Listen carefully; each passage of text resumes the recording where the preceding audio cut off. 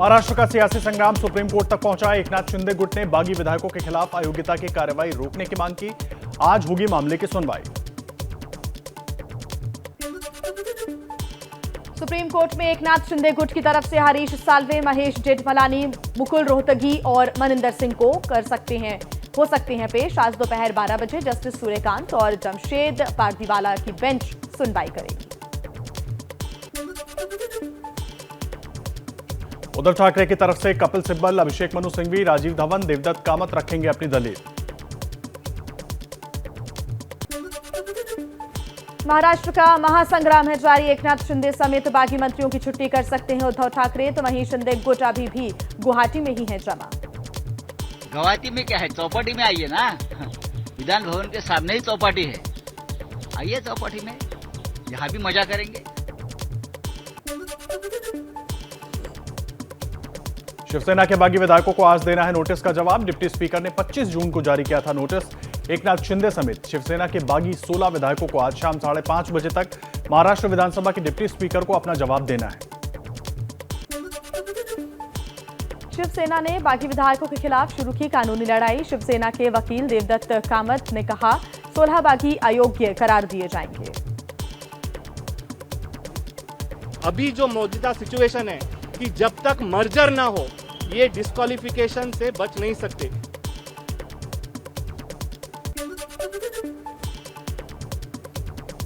शिवसेना को एक और बड़ा झटका। मंत्री उदय सामंत भी गुवाहाटी में एकनाथ शिंदे के गुट में शामिल हुए। अब कुल 9 मंत्री शिंदे कैंप में हैं।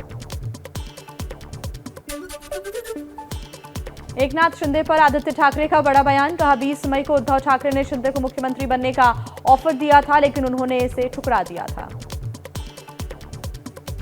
ऐकण्यात होतं, खरं काय कितपत माहित नाही, पण 20 मेला मी तेव्हा डायव्हर्सला होतो, तेव्हा मुख्यमंत्री उद्धव साहेबांनी त्यांना वर्षभर बोलून घेतलं आणि हे देखील सांगितलं की तुम्हाला मुख्यमंत्री व्हायचे ह्या घ्या चाव्या, तुम्ही आज बना।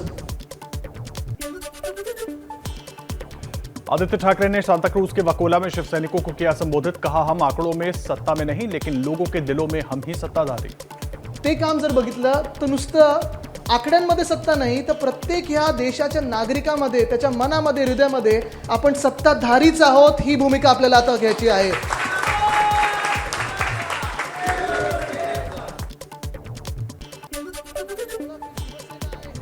आदित्य ठाकरे की बागी विधायकों को खुली चेतावनी। कहा इस्तीफा देकर चुनाव लड़कर दिखाएं बागी, मैं इन सबको हराए बिना नहीं रुकूंगा।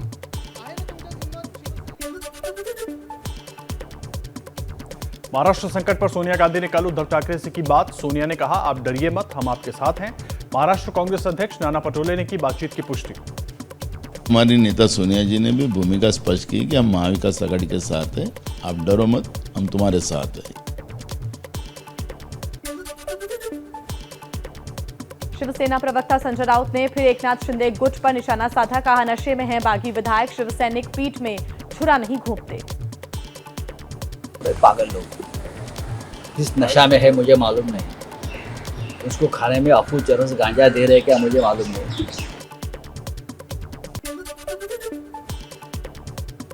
बागी शिवसेना विधायकों के बीजेपी के संपर्क में होने के सवाल पर बोले पार्टी महासचिव कैलाश विजयवर्गीय, इससे बहुत ज्यादा इनकार नहीं।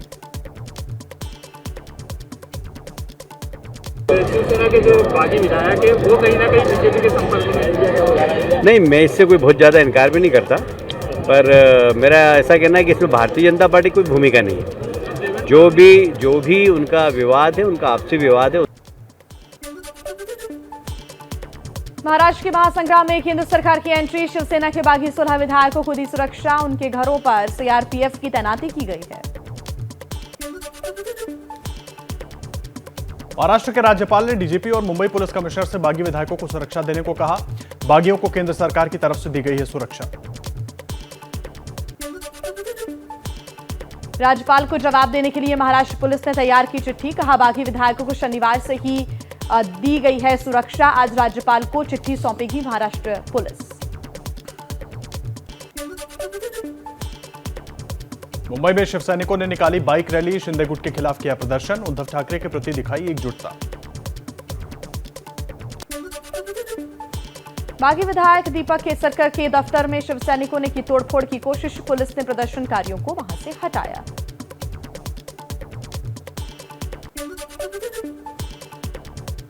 शिव सैनिकों ने पुणे में भी किया प्रदर्शन, एकनाथ शिंदे के पोस्टर पर लगाई कालिख।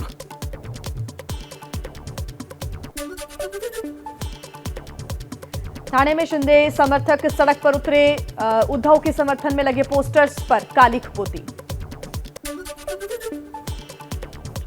महाराष्ट्र में सियासी भूचाल के बीच देवेंद्र फडणवीस के घर देर रात हुई बीजेपी नेताओं की बैठक। फडणवीस रोज बीजेपी नेताओं के साथ राजनीतिक उठापटक पर कर रहे हैं चर्चा। कांग्रेस नेता संजय निरुपम ने उद्धव ठाकरे सरकार को खतरे में बताया। एबीपी न्यूज से बोले, मुख्यमंत्री के नाक के नीचे से विधायक निकल गए, उन्हें खबर तक नहीं लगी, ये कैसे संभव ठाकरे है? के इसकी बगैर समीक्षा होनी शिवसेना लेके वो निकल जाएंगे, ये पॉसिबल नहीं है। ये अपने आप में इसका रिव्यू होना चाहिए, इसका निश्चित तौर पर इसकी जांच होनी चाहिए। गुवाहाटी के रेडिसन ब्लू होटल में 30 जून तक बढ़ाई गई शिवसेना के बागी विधायकों की बुकिंग, कल तक के लिए ही बुक था होटल। यूपी के आजमगढ़ में भी खिला कमल। लोकसभा उपचुनाव में बीजेपी के दिनेश लाल यादव उर्फ निरहुआ ने समाजवादी पार्टी के धर्मेंद्र यादव को मात दी।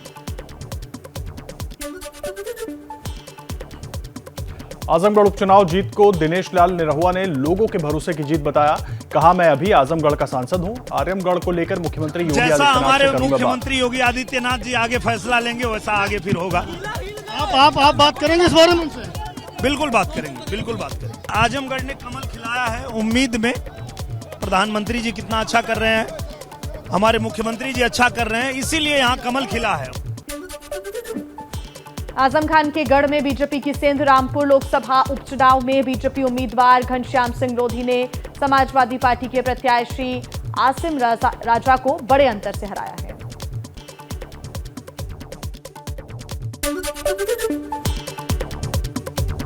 देश के राष्ट्रपति रामनाथ कोविंद आज यूपी में वृंदावन के दौरे पर रहेंगे। कृष्ण कुटीर में रहने वाले लोगों से मुलाकात भी करेंगे।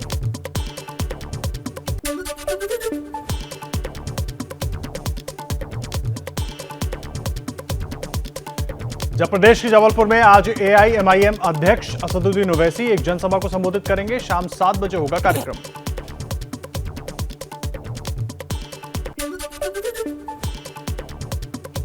पंजाब में भगवंत मान सरकार आज अपना पहला बजट पेश करेगी। इतिहास में पहली बार आम लोगों की राय से बना बजट पेश होगा। पंजाब सरकार ने 2022-23 के बजट के लिए आम लोगों से मांगे थे सुझाव। 30 जून तक चलेगा बजट सत्र।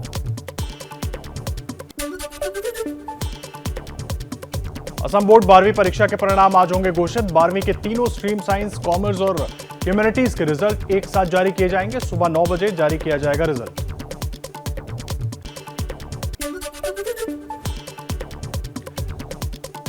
राष्ट्रपति चुनाव के लिए आज नामांकन दाखिल करेंगे यशवंत सिन्हा। विपक्ष ने बनाया है उम्मीदवार। शरद पवार समेत कई विपक्षी नेता यशवंत सिन्हा के नामांकन में होंगे शामिल।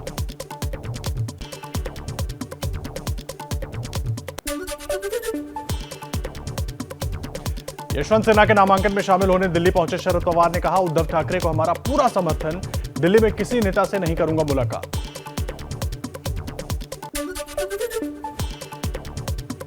एक्टिविस्ट तीस्ता सीतलवाड़ और पूर्व आईपीएस आरबी श्री कुमार को 2 जुलाई तक पुलिस हिरासत। गुजरात दंगा मामले में गुजरात एटीएस ने तीस्ता और श्री कुमार को गिरफ्तार किया है। तीस्ता सीतलवाड़ ने कोर्ट में गुजरात एटीएस पर लगाया मारपीट का आरोप। खुद की गिरफ्तारी को भी बताया अवैध। तीस्ता ने कहा, बिना वारंट के एटीएस मेरे घर में घुसी, मोबाइल भी किया जब्त।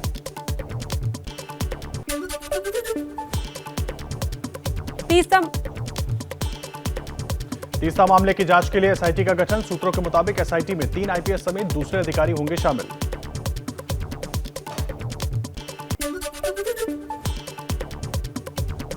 अग्निपथ योजना को लेकर मेघालय के राज्यपाल सत्यपाल मलिक का केंद्र सरकार पर हमला। कहा, अग्निवीर अपनी शादी के लिए भी तरस जाएंगे, योजना पर पुनर्विचार करे सरकार।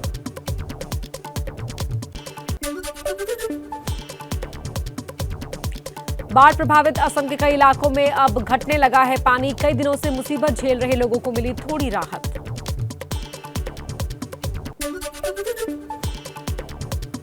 वहीं असम के कई इलाकों में बाढ़ से अब भी बुरे हालात। प्रभावित गांवों तक राहत सामग्री पहुंचाने में जुटा है प्रशासन। उत्तराखंड के नैनीताल में एक रिजॉर्ट के मालिक ने यूपी से आए टूरिस्ट पर मारपीट और तोड़फोड़ का आरोप लगाया। पैसों को लेकर हुए विवाद में हुई मारपीट का सीसीटीवी फुटेज भी सामने आया है। पुलिस केस दर्ज कर मामले की जांच कर रही है। अंतर्राष्ट्रीय ड्रग्स दिवस के मौके पर असम के नगांव में पुलिस ने शराब की बोतलों पर चलाया बुलडोजर। नशे की सामग्री किया आग के हवाले। करीब 15 करोड़ की शराब नष्ट की गई। पंजाबी सिंगर सिद्धू मूसेवाले की हत्या के मामले में गैंगस्टर लॉरेंस बिश्नोई की पुलिस रिमांड आज खत्म हो रही है। बिश्नोई को आज पंजाब के मानसा के कोर्ट में पेश किया जाएगा। लॉरेंस बिश्नोई को सिद्धू मूसेवाला की हत्या का आरोपी बनाया गया है।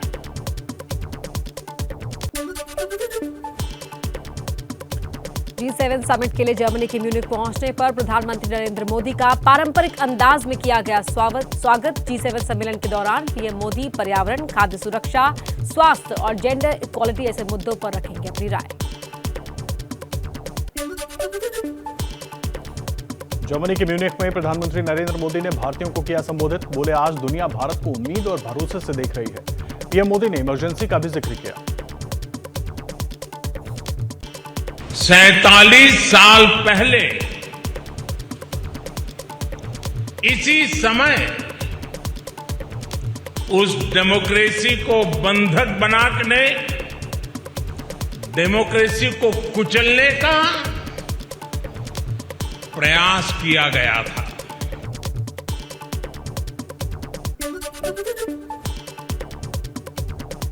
जर्मनी में भारतीय समुदाय के लोगों से मिले पीएम मोदी। लोगों ने किया जबरदस्त स्वागत। पीएम ने भारतीय समुदाय के लोगों को संबोधित करते हुए कहा, दुनिया की बड़ी शक्तियां हमारे साथ हैं।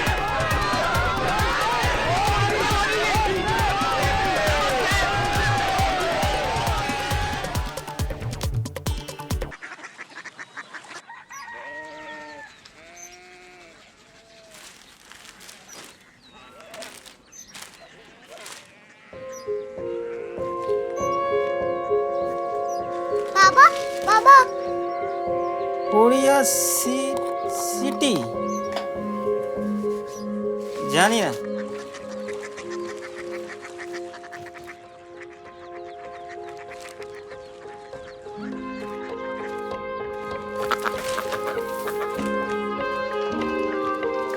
Korea city?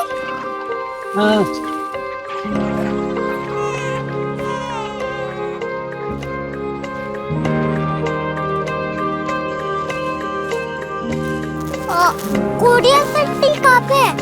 शहर अंग्रेजी लगे हैं।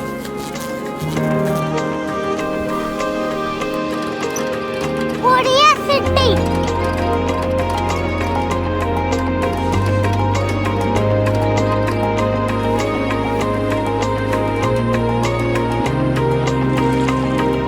वो बहुत दूर है।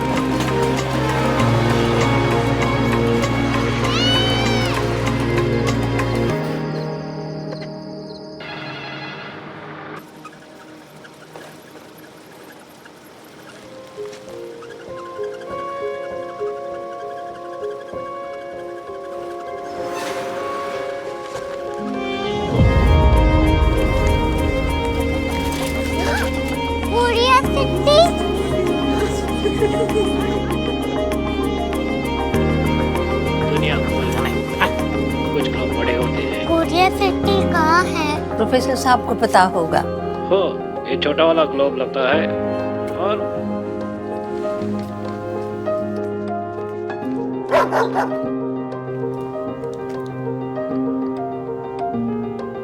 पता नहीं, मेरी बेटी से जाके मिल लो, शायद उसे मालूम हो।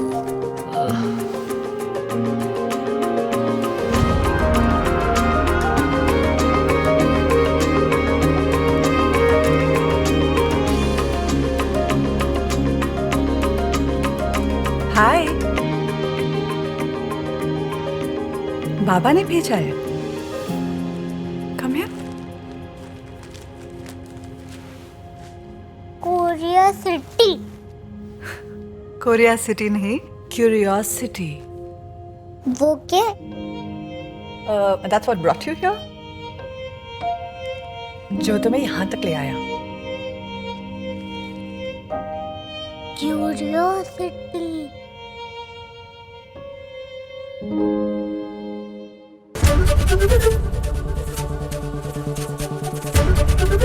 एबीपी न्यूज आपको रखे आगे।